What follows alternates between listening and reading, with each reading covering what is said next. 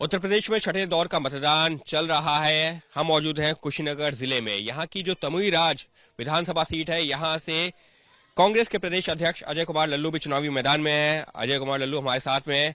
अजय जी, 2012 और 17 में तो आपने यहाँ से जीत हासिल की थी, इस बार मुकाबला कड़ा देख रहे हैं? नहीं, कोई कड़ाई नहीं है। जनता साथ में है और लगातार जनता के बीच में रहकर उनके बुनियादी सवाल को, चाहे कोरोना काल में जब लोग देश के किसी कोनों में फंसे थे, उनको घरों तक पहुंचाने का काम, उनकी मदद करने का काम, जब ऑक्सीजन के नाते लोग मर रहे थे उस समय सारे अस्पताल में ऑक्सीजन सिलेंडर, कंसंट्रेटर लगाने का काम, और लगातार लोगों के बीच में रहकर बुनियादी सवालों को लेकर संघर्ष करना, बाढ़ के मुद्दे पर, गन्ने के मुद्दे पर, कानून व्यवस्था के मुद्दे पर। तो तमकुहीराज की जनता ने अपने बेटे और भाई को इस मुकाम तक पहुंचाया, तो फिर आशीर्वाद देने जा रही है और निश्चित तौर से पुनः आशीर्वाद तमकुहीराज की जनता का अजय लल्लू को मिलेगा।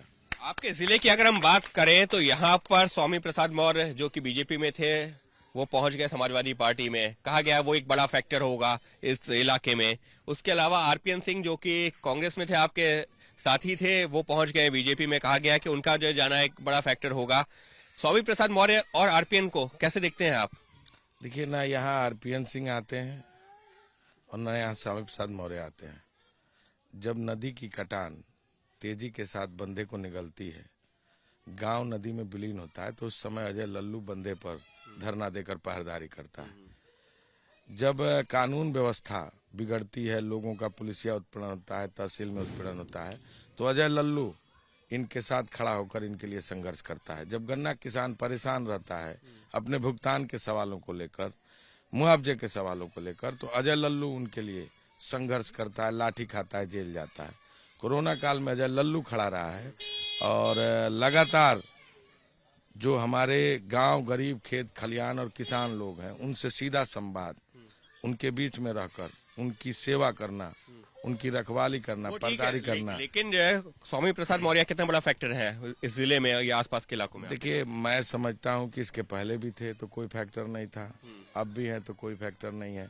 और तमकुहीराज की जनता अपने बेटे को, अजय लल्लू को, पूरी तौर से आशीर्वाद दे रही है। और आप चले जाएं दुधही के तरफ, एक तरफा वोट गिर रहा है।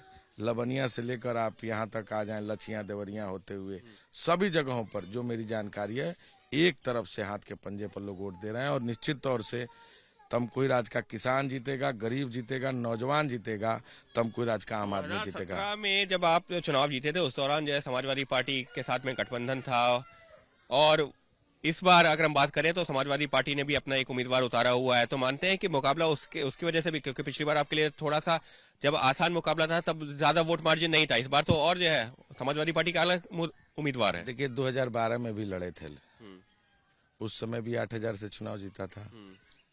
पिछली बार 2017 में लड़ा, 18,000 से जीता, और इस बार 50,000 से ऊपर से जीतूंगा।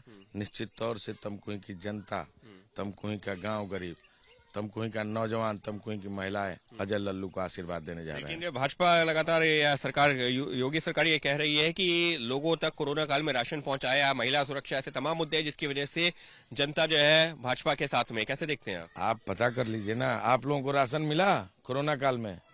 किसी को मिला? किसी को मिला? कोई सुविधा मिला? ऑक्सीजन के अभाव में लोग दम तोड़े कि नहीं तोड़े?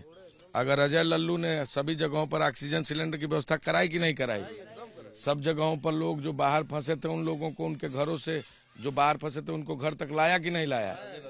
ये जनता आपके सामने है, यही बता देगी। चलिए, अपनी अपनी जीत का सबका दावा है। अजय कुमार लल्लू का ये कहना है कि कोरोना काल में जब इलाके के लोगों को सबसे ज्यादा जरूरत थी तो वो यहाँ पर मौजूद थे। इससे पहले 2012 में भी चुनाव जीत चुके हैं, 17 में भी जीत चुके हैं, और एक बार फिर से जीत की हैट्रिक लगाने को तैयार है। लेकिन मुकाबला निश्चित तौर पर काफी कड़ा नजर आ रहा है। कैमरा पर्सन अभीश पांडे के साथ अंकित गुप्ता, एबीपी न्यूज, कुशीनगर जिला।